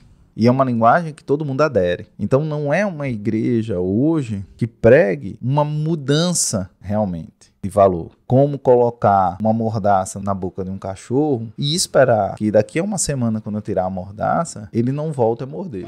As que não são, que ninguém dá importância. Então é muito mais um conjunto de regras que me contém, mas na hora que eu não estou com essa contenção, eu volto para a minha única natureza e a única que eu conheço. Muitas vezes a gente passa por esse tipo de experiência. Eu estava observando uma pessoa próxima que virou evangélica e eu comentando isso aqui em casa, eu disse, rapaz, ela piorou depois que virou evangélica, ela não melhorou. Porque tudo aquilo que ela já tinha, tudo aquilo que ela já acreditava, tudo aquilo que ela tinha de arrogante, de violento, agora ela tem novamente, só que exagerado sobre o preceito de que ela é evangélica e que as pessoas à volta dela não são. Então ela está certa e os outros estão errados. Não houve um arrependimento. Não houve uma conversão como se gostam de Não rolou aquela coisa assim, se você quer ser o maior, seja o menor. Você quer ser servido e não servir. Você não quer honrar o pai, você quer ser honrado pelos pais. Tem todo um processo de você entender que a sua natureza, quem você é, não muda. E por que não muda? Porque toda vez que ela abre a boca pra falar de alguma coisa, porque hoje todo mundo é gay, porque hoje tudo é não sei o quê, porque hoje não pode mais falar isso, porque hoje não pode mais falar aquilo. Ou seja, de onde é que ela tá recebendo isso? E aí ela passa o dia inteiro assistindo pregação no YouTube da Igreja da Lagoinha, do Luciano Subirá, não sei o que, Cope, não sei o que, não sei como. E o documentário é tão elitista que sempre quando acontece isso no documentário são igrejas pobres, né? Parece que ela não foi lá nessas igrejas de melhor poder aquisitivo, né? Esse é um problema que pra mim pesa muito no documentário. De onde é que saiu o Nicolas Ferreira? Da Lagoinha. Qual foi a igreja que mais apoiou o Bolsonaro, que o líder tava lá junto também, o André Valadão? Não. Ou seja, são igrejas que não são igrejas necessariamente de pessoas pobres. Pelo contrário, foram igrejas que foram se elitizando. E há também esse processo. Parece que ela tá olhando pros evangélicos ou pro perfil evangélico, que era o perfil evangélico dos anos 70 e dos anos 80. Como se dos 90 pra cá, do movimento gospel promovido ali pela Renascer pra cá, a gente não tivesse tido uma mudança no perfil evangélico. Tudo bem que a maioria dos evangélicos, e os dados vão apontar isso, são mulheres negras e de periferia. É isso o evangelho no Brasil. Mas a gente tem hoje um outro perfil também. Não é só esse sujeito que é pouco escolarizado, que é periférico. As igrejas, elas cresceram muito e elas ocuparam outros espaços e elas ganharam uma outra vertente, uma outra cara. E não dá pra você desconsiderar isso. A igrejinha que abre lá na garagem, ela quer se tornar o Templo de Salomão. Então a gente não pode desconsiderar isso. Por quê? Hoje existe uma concepção, e eu acho que isso é a grande diferença. Hoje existe uma concepção de que pensar a igreja, pensar a experiência religiosa, pensar essa experiência como uma experiência de mercado, de crescer, de prosperar. Eu tava vendo um vídeo de um pastor que tava falando que ele foi criticado porque ele fechou a igreja que tinha, acho que na Baixada Fluminense, uma coisa assim. Aí ele disse, olha, lá na Baixada só me rendia 500 mil 500 mil reais por mês. E a igreja que eu tô aqui, ela me rende 1,5 milhão por mês. Por que eu vou ficar na outra que não me dá lucro? Vou manter uma igreja que não tá me dando lucro e deixar de investir numa que tá me dando lucro. Eu vou abrir outra não sei aonde, porque a minha estimativa é na praia, eu vou ganhar mais não sei quantos milhões. O pastor escancaradamente fala, sem nenhuma vergonha, que ele fechou uma igreja porque a igreja não dá lucro. O termo que ele usou foi esse. Então, assim, isso é uma incorporação de uma linguagem de mercado. Isso é uma incorporação de uma linguagem do coach, disso, daquilo outro. Hoje eu vi também um vídeo de uma moça, que é uma influencer, uma ex-BBB, tá por aí pregando. E aí ela, hoje eu tava provando a roupa lá na loja fulana, loja não sei o que é a melhor aqui de Fortaleza. Fulana tá ali, né? Tem roupas lindas, blá, blá. Ou seja, o que ela tava fazendo? Ela tava fazendo merchan. Então, olha só, que aquela linguagem que é da rede social, né? Que você me paga o history, eu tô usando isso na igreja. Então, eu vou pregar em Fortaleza. Aí o que eu faço? Eu vou pra uma igreja, eu vou pra uma loja X que vai me bancar, que vai fazer a roupa, e na hora da pregação eu vou falar. Aí, como é que ela faz esse merchan? Faz de uma forma espiritual. Aí eu estava lá vestindo a roupa e aí Jesus falou comigo. Eu viria pra cá nem que fosse de saco de estopa, mas eu vim com esse vestido lindo da loja, não sei o quê. Ou seja, você ainda coloca que existe uma presença de Deus naquele lugar, porque Deus falou com você no provador daquela loja de roupa. O que eu tô dizendo indiretamente para as pessoas? Deus está naquela loja, então vá comprar roupa lá, porque Deus está lá. Isso começa a acontecer e a gente não percebe, né?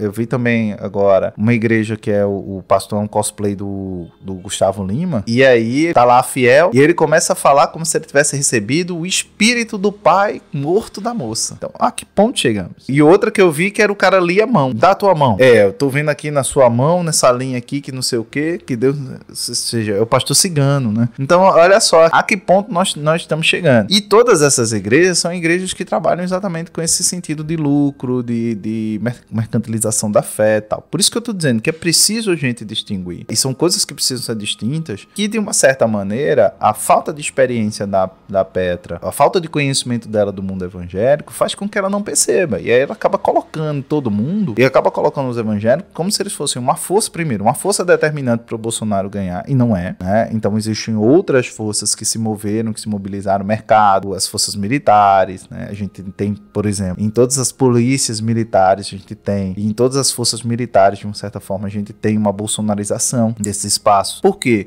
Porque esses sujeitos, e como eu explico para os meus alunos, às vezes a polícia militar, por exemplo, é o último resquício da ditadura. O último mesmo, assim. A última coisa que, digamos assim, permanece, né? Ficou, de uma certa maneira, uma estrutura muito próxima do que era antes, de violência, de arbitrariedade e tal. Quando você passa a ter um novo arcabouço jurídico, em que você tem direitos fundamentais, em que as pessoas passam a ter direito, a polícia passa a ter um problema com isso. Por quê? Porque certas abordagens que ela acaba fazendo, que ela estava acostumada a fazer, de pegar o sujeito, bater, acaba sendo hoje crime. Então esse sujeito precisa responder. Se esse sujeito dá um tiro na rua, ele sai e volta com uma bala a menos, ele precisa responder. Você deu esse tiro foi pra onde? Foi pro alto? Foi o quê? Foi como? Ou seja, uma prestação de contas, de transparência, de procedimentos que precisam ser legais, que precisam preservar direitos do outro. E isso começa a gerar uma série de críticas à polícia, à atuação da polícia. E aí quem passa a defender ela? Quem passa a defender ela são exatamente esses políticos que são oportunistas. Vê ali uma possibilidade de ganho político, e começa a ter essa ideia. E criar, inclusive, um discurso de que os direitos humanos são contrários à polícia. E aí, portanto, quem defende direitos humanos é vagabundo. E defende vagabundo, porque os direitos humanos se opõem ao policial. Então você tem uma série de forças que vão convergir para aquilo. Os evangélicos é uma dessas forças. Mas que evangelho? E aí eu acho que esse ponto, que talvez o documentário peque. E aí essa associação que ele acaba fazendo, que ele tenta fazer esse contraste do Malafaia como um grande maniqueísta, como um grande manipulador, que eu acho que até acerta o tom em alguns momentos, mas quando ele vai fazer essa contrapartida, essas outras igrejas não aparecem. O que aparece é a senhorinha lá, iletrada, bobinha, que é a manipulada. E aí fica essa sensação de que os evangélicos são burros, são manipulados e que agem cegamente por uma questão de fé, única e exclusivamente, no voto a Bolsonaro. E muitas vezes não é só uma questão de fé. É uma questão de que muitas dessas igrejas reiteram uma série de preconceitos, reiteram uma série de frustrações, reiteram uma série de ressentimentos que esse sujeito já tem a partir da sua experiência. Então ele é o cara que é machista, que é ignorante com a mulher e com os filhos, e que aí ele acaba de uma certa forma reiterando isso. Essa semana eu tava ouvindo, acho que foi uma aluna, não lembro se foi uma aluna, uma professora, não lembro quem foi, falando isso, que o pai dela era da Assembleia de Deus, que ela foi da Assembleia de Deus e que ela odiava, porque na igreja o pai dela era maravilhoso, mas quando chegava em casa ele ele era grosso, ele xingava a mulher, ele batia na mulher e etc e tal. Ou seja, a experiência que ela tinha em casa era completamente distorcida, diferente da outra que ela tinha quando o pai estava ali no seu espaço público. Então, muitas vezes isso acontece. Esse sujeito é um sujeito que tem uma série de ressentimentos, que acha que mulher tem que se calar, que tem que se curvar e etc e tal. Eu vi essa semana, zapeando e tal, e vi um post assim que me deixou extremamente enojado, né? Que era alguma coisa sobre estupro marital. E vários evangélicos vinham dizendo, mas esse negócio de estupro marital não existe. A Bíblia diz que se a mulher se recusar a ter relações com o seu marido pode ir lá e fazer e não sei o quê. É por isso que o marido tem o direito de sair. Era cada barbaridade que saía ali. E eles estavam usando a Bíblia para argumentar isso. É esse ponto que a gente precisa entender. Existe uma série de outras, por isso que eu falo de interseções, né, que vão convergindo ali e que a igreja, de uma certa forma, também vai se adequando por esse processo de sacralização do político e que vai, de uma certa maneira, também imbricando e desaguando na pessoa do Bolsonaro, que acaba convergindo interesses muito díspares. Então eu acredito que é isso, porque acaba parecendo que o 8 de janeiro é culpa dos evangélicos. Ao fim, ao cabo, a conclusão que acaba chegando é essa. Quem produziu o 8 de janeiro? Os evangélicos. Mais ninguém. É que parece que no documentário ela passa mais tempo procurando criar cenas assim, tipo, refinadas, como o ovo da serpente que implode no momento certo lá na narrativa dela, do que propriamente fazer essas ponderações que a gente acabou fazendo no podcast. São leituras que algumas pessoas conseguem ter. Por exemplo, o Caetano Veloso vaiado, cantando Deus Cuida de Mim, né? Do Kleber Lucas. Eu acho que é muito significativo de que a gente tá falando de um grupo de pessoas, né? E aí vou deduzir que o público do Caetano Veloso é um público mais esclarecido, rebuscado, como se costuma pensar. E realmente, para ter 500, 800 pau para pagar no ingresso do show do Caetano com a Bethânia, tem que ser um cara de mais poder aquisitivo e um certo interesse. Aí esse sujeito vai lá e rejeita o Caetano Veloso cantando Deus Cuida de Mim, que é talvez de um dos pastores evangélicos mais rejeitados pelos evangélicos, que é o Kleber Lucas, que é por exemplo, o pastor evangélico que foi lá e tirou dinheiro da sua própria igreja, levantou uma oferta na sua própria igreja para reconstruir um terreiro de Candomblé, que foi destruído por um ataque de evangélicos no Rio de Janeiro. E que ele passa a ser criticado por isso. Que fez durante ali a campanha do Bolsonaro, junto com Leonardo Gonçalves, com outros artistas, uma música exatamente enfatizando e se colocando de forma contrária esse lobby dos evangélicos pró-Bolsonaro. Olha só como esse sujeito, esse público desconhece quem é o sujeito de quem Caetano Veloso está cantando aquela música. E olha como Caetano Veloso é um sujeito que está tão atento de dizer, olha, os evangélicos estão aí e eu preciso também cantar, preciso me comunicar com essas pessoas. Porque nem todas essas pessoas, ou nem todos que estão lá, são fundamentalistas. E mesmo se eu passo a ter a ideia de que essas pessoas são manipuladas, né, se elas são alvos de um certo maniqueísmo, eu também preciso criar um mecanismo de ter contato com essas pessoas, para que de uma certa forma a gente possa dialogar e ir quebrando esse processo de maniqueísmo. Olha como é interessante, como de uma certa forma a gente tem nesse público do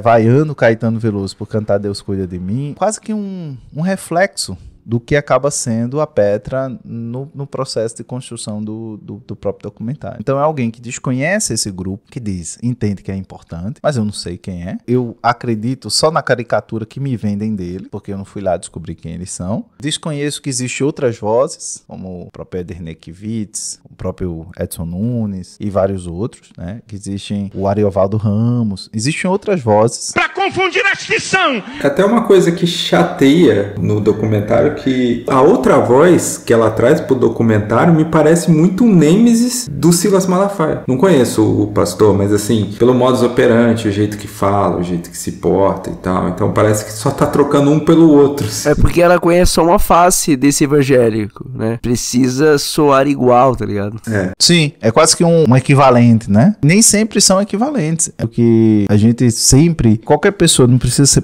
se aprofundar não. Quando você vai estudar evangélicos, eu acho que a primeira frase que vai aparecer em todo estudo sobre os evangélicos é que não são um grupo homogêneo. Estão longe de ser. Ela poderia ter trazido personagens que são próximos a ela, a linha ideológica dela, assim como o pastor Henrique Vieira, ou até o próprio Flávio Dino, né, e tal, pela sua relevância política, mas ela preferiu ir atrás de um cara que fosse muito parecido com o Silas Malafaia. Pra não dizer que a gente tá só falando mal. Eu acho que o documentário é interessante, ele cria uma narrativa. Agora, eu acho que ele peca exatamente por esse desconhecimento, que ela poderia, de uma certa maneira, ter se aliado, ter buscado conhecer mais do grupo ao qual ela está se propondo a criticar. Então eu acho que isso seria interessante buscar, sabe?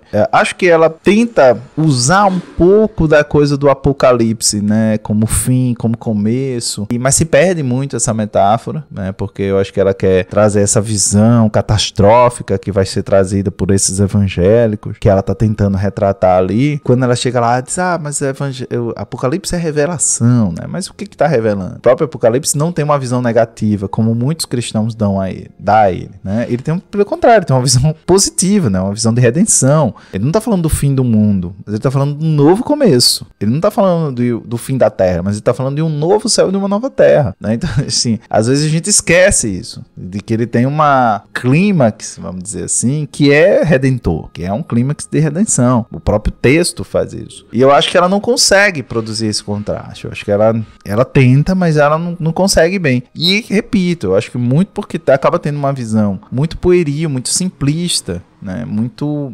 maniqueísta até, do que é os evangélicos, de quem articula esse. Se o objetivo era o 8 de janeiro, tá, beleza, cadê os outros protagonistas desse 8 de janeiro? Ele não aparece. Então parece que a tia do Zap é evangélica. Sim, a mulher que subiu na mesa lá do Xandão é evangélica, todo mundo ali.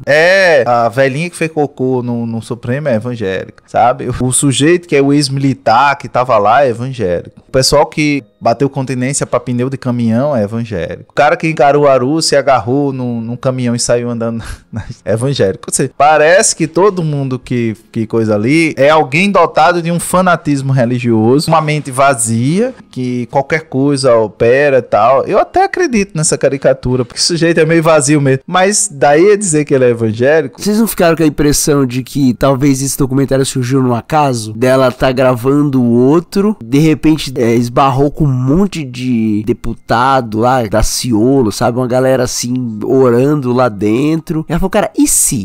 Por esse meio, tá ligado? Eu acho que talvez o 8 de janeiro é que tenha sido o acaso, né? Parece que ela tava fazendo um documentário sobre os evangélicos na política e veio o 8 de janeiro. Condensou tudo. E aí ela quis usar uma coisa e a outra. É aquilo que a gente tá falando. Eu acho que é um pouco de desconhecimento. Mas acho que também suscita a gente pensar outras coisas, né? A gente pensar talvez de que forma a política entrou dentro da igreja. E por que, por exemplo, dentro da igreja a gente não tem a formação de um pensamento crítico, inclusive politicamente falando. Será que não existe porque, como diz o Lula naquela metáfora ali dentro do filme, a gente como pessoa, não só evangélico, a gente quer uma solução simples, assim, porque ele até faz a metáfora, o cara tá sem emprego, ele vai lá no sindicato, o sindicato fala, não, é luta de classe, é não sei o que, bababá. Aí ele vai na igreja católica, a igreja católica, não, é porque vai acontecer, continua orando aí. Aí quando o cara chega na igreja evangélica, o pastor fala, olha, se você não conseguiu porque o diabo tá na tua vida e eu vou te libertar porque Jesus vai entrar na sua vida e acabou. Mas também acho que tem toda uma conjuntura aí social que casa com essa perspectiva, assim, que facilita essa visão. Até a própria parte ali histórica do documentário ali, né? Tipo, Billy Graham fazendo toda aquela questão de comunistas, teleconferência. Você tem pastores, né, e religiosos brasileiros indo pros Estados Unidos aprender essa parada, trazer pro Brasil. Justamente na época que começa, né, um pouco mais pra frente ali, surge uma visão no Brasil de financiamento, de compra, de poder de compra, de aumento de salário. E aí tudo isso casa com uma teologia da prosperidade que tá chegando no Brasil no momento. Essa questão de você vai ser próspero, que você vai prosperar, que Deus vai te dar. Aí você vai pro culto no final de semana, pede por um carro. Na segunda-feira você consegue ir numa concessionária e parcelar em 50 vezes. Toda essa parada acontecendo e tal. Você consegue ver que tem uma igreja que prospera, tem um primo seu desempregado, você leva, sei lá, uma rosa da igreja pra ele descola um emprego, porque tá diminuindo o índice de desempregos no país na mesma época e tal. E aí fica muito mais fácil atribuir tudo isso a uma religião. Eu acho que tem muita coisa acontecendo, sabe? Muita coisa acontecendo. Concordo, Nito. Eu acho que o que o Lula disse faz sentido. Eu acho que as igrejas evangélicas, elas tendem a ter um discurso bem mais simplista. E a gente sabe que as coletividades sociedades normalmente operam muito bem, inclusive a partir de binarismos. Então, assim, os evangélicos têm uma capacidade muito grande de transformar, e os evangélicos que eu tô falando desse grupo específico, né, de transformar coisas que são complexas em coisas muito simples. Então, a partir do momento que eu articulo que uma coisa de Jesus e outra coisa do diabo, é uma simplificação de uma realidade muito mais complexa. Acho que também tem uma outra coisa, assim, o caráter muito separatista, cético, né, que muitas comunidades evangélicas acabam tendo, porque o mundo tá lá e o mundo tá cá, e se a gente pensa, por exemplo, na periferia, essa periferia tá cercada de uma série de perigos, né? Tem o baile funk, tem o tráfico, tem não sei o que, tem não sei o que. Você vem pra igreja, você tem que se separar daquilo que tá lá. Então você passa a ter uma existência que é a parte. Aí você cria uma cultura à parte, você não escuta mais aquela música, você só escuta música que for daqui. Então você não escuta mais uma música romântica do Roberto Carlos, você escuta a Cassiano e o Jairinho. Ou seja, você tem todo um mecanismo de criar uma cultura, de criar um mercado que existe, que é próprio desse universo evangélico. Você tem outros referenciais que você vai dando esse sujeito. Muitas vezes esse sujeito também vai só se misturar com quem se mistura. Se eu tenho um mercadinho, quem é que eu vou empregar no meu mercadinho? O crente. Aí fui pra igreja, arrumei um emprego. Mas por que você foi pra igreja porque você arrumou um emprego? Porque o sujeito que tava lá conhece alguém que são comunidades menores, que eu vou querer que é um outro evangélico. Por quê? Porque você tem que se cercar, você tem que andar, você não pode andar na roda dos escarnecedores. Você não pode trabalhar com os escarnecedores, você tem que trabalhar com os santos. Então você vai criando, na verdade, quase que uma espécie de existência paralela, vamos dizer assim. Se o sujeito prospera, ele não prospera só. Ele sai arrastando o coleguinha. Ele abre um emprego pro coleguinha. Então você começa a ter, acho que um processo, e isso é importante a gente dizer, que é um processo que as igrejas fazem. Outra coisa, as igrejas fazem também um trabalho que muitas vezes o Estado não faz. Então muitas vezes aquele sujeito vai começar a ler, vai aprender a ler, porque ele quer aprender a ler, porque ele quer ler a Bíblia. Sei lá, o que a EJA não faz, a igreja vai fazer, porque vai ensinar. Então muitas vezes o sujeito tem uma necessidade, os irmãos se reúnem e fazem uma cesta básica e vai lá. A fulana ficou doente, não tem dinheiro para comprar um remédio, a igreja vai lá uma campanha e consegue um remédio para fulano. Então a gente também precisa dizer que as igrejas têm esse papel, e elas desempenham esse papel. Porque assim, quando a gente pensa em igreja evangélica, vai pensar o Silas Malafaia, aquele modelo de igreja, que é a igreja sanguessuga, né, que só dá. Então assim, ela só toma de você. A gente precisa também entender que existem igrejas que são a maioria, de passagem, principalmente essas igrejas pequenininhas, que dão a esse sujeito um sentido e um propósito de vida. E muitas vezes um socorro, para quando você não tem esse propósito, nem tem esse sentido de vida. Não à toa, quando a gente observa dados, a gente pega países que são, e que tem uma qualidade de vida, que tem altos índices de DH. A maioria desses países, a população é majoritariamente ateia. Mas quando você pega países que têm um índice muito baixo de desenvolvimento humano, o número de igrejas, principalmente igrejas da prosperidade, etc e tal, floresce. Eu já trabalhei numa escola confessional e em uma das palestras lá de começo de ano, um líder dessa escola, ele falou assim que já tinha, né, escola, acho que dos países da América do Sul aqui, colado no Brasil aqui, acho que em todas, sei lá, não era uma parada meio assim, é que faz tempo, faz uns 10 anos. Ele falou que ele tinha dificuldade de construir escolas no Uruguai, porque a educação era muito boa, a educação básica e pública lá, né, então não tinha muito espaço para escolas particulares, exatamente por isso, porque os pais colocavam os filhos nas escolas públicas que tava ok. E aí ele termina isso, vamos fazer uma oração para que nós possamos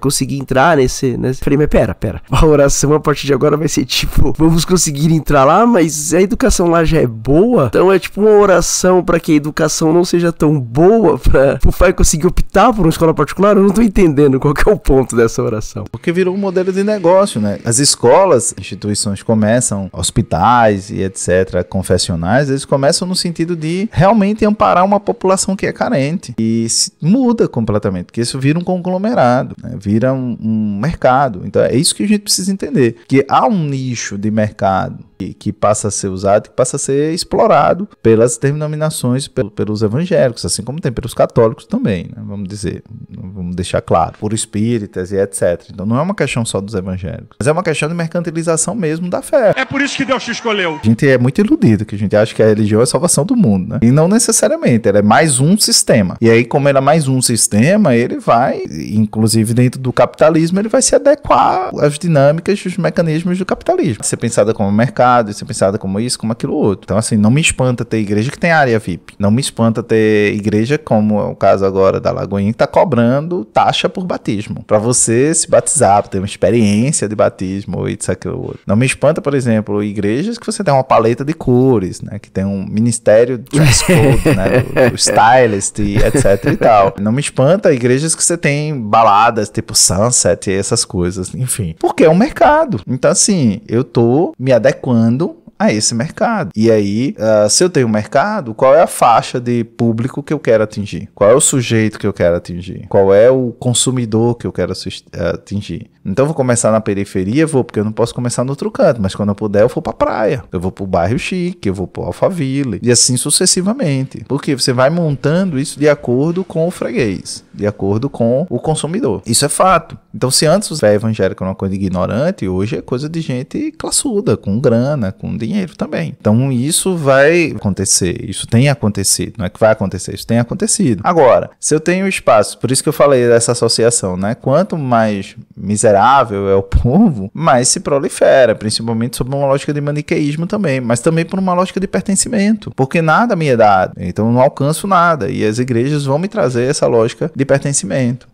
E se a gente vai perceber que a gente tem uma fragmentação muito grande, essa necessidade de pertencer a algo, de fazer parte de algo, ela é muito importante. Então não à toa você vai ter cada vez mais forte esse sentido de pertencer a uma dada comunidade. Eu acho que no campo político, em certa parte, o bolsonarismo produziu isso. Isso para o bem e para o mal, mas eu acho que ele produziu isso. Essa ideia de pertencer a algo. Não à toa se reforçava muito essa ideia do patriotismo. Sou patriota. Então o sujeito não era bolsonarista, ele era patriota. E mesmo quando ele passava para coisa patética, como será, sou o robô do Bolsonaro, sou o robô do Bolsonaro. Mas olha só como ele reafirma novamente essa ideia de que ele pertence a algo, de que ele é parte de algo, de que ele está mudando o país, de que ele está lutando contra o comunismo. Ou seja, tem toda uma dinâmica de união, tem todo um sentimento de comunidade que vai ser produzido nos acampamentos, na frente dos quartéis, que vai ser, enfim, difundido, né? Que vai estar difuso em setores muito distintos da sociedade, mas que vai, de uma certa forma, unificar esses sujeitos em torno de uma determinada pertença. A experiência religiosa, ela produz isso. Não é à toa, nem é aleatório de que os evangélicos tenham aderido a isso, porque já era uma experiência que eles tinham. Então não era algo novo para eles. Mas aí isso se expande, por isso que para mim é muito importante essa ideia dessa sacralização do político, porque eu vou ressignificando coisas que eram seculares, né, profanas, políticas, eu vou ressignificando isso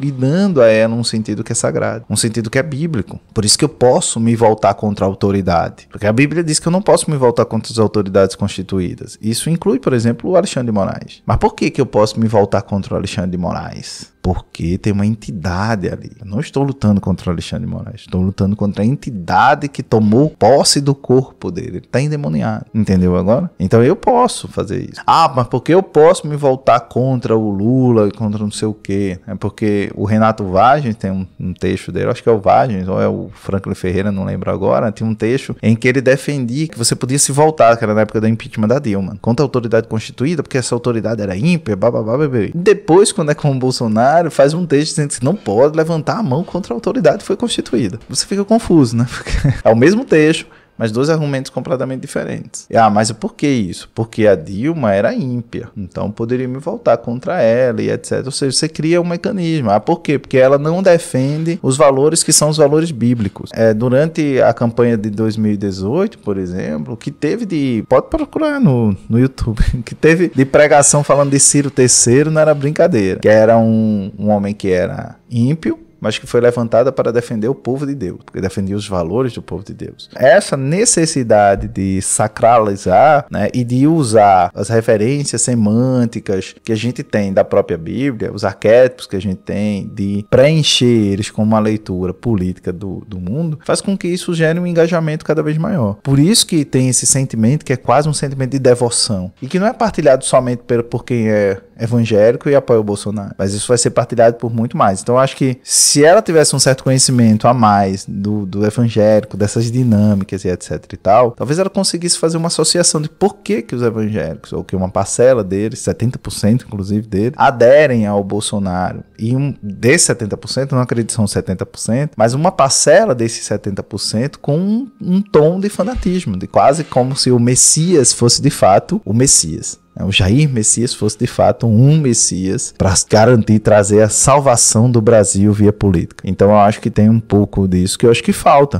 ter essa leitura do mundo evangélico, para que de uma certa maneira ela pudesse ter talvez uma coisa mais contundente disso. Mas fica parecendo que, e aí assim, teria que assistir novamente e tal, mas a meu ver fica parecendo que ela quer pôr na conta dos evangélicos o 8 de janeiro, o golpe de Estado, um discurso antidemocrático, que existe dentro da igreja, existe, né? Mas existe também fora dela. Isso é que eu acho que é importante a gente pontuar. Então não é só dentro da religião que existe esse discurso, mas fora já que também. Precisaria ver uma segunda vez, vamos dar essa missão pro Nito, já que ele não assistiu a primeira direito. Vamos dar a chance do Nito dormir de novo. Entenderam alguma coisa? Oh.